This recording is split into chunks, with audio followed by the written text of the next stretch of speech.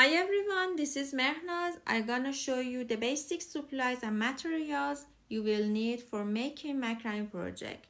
You will probably have this in your swing kit at home, or you can buy them in Amazon in US and Canada. You can find a wide variety of macrame yarns with different thicknesses and types on this site. The most important material you will need for macrame is of course macrame cord. Macrame cord comes in various types and sizes. The most basic macrame cord is made of cotton or cycled cotton material.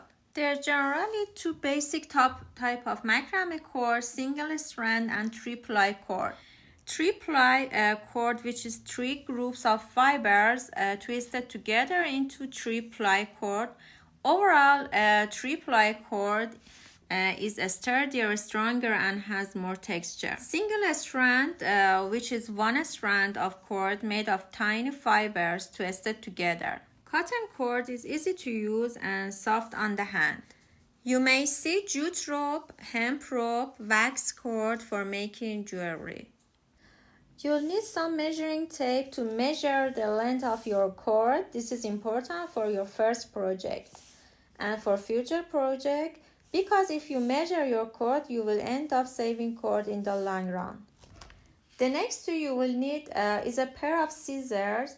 You will need ones that are sharp enough to cut through cords, like a pair of fabric scissors. You need some paper tape for fixing the cord on the table, and also some beads and wooden rings for decorating your macrame project.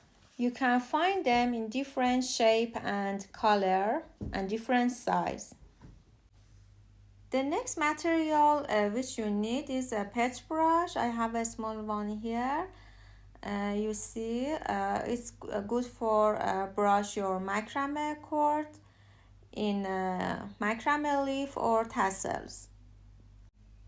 All these materials are necessary for your first macrame project.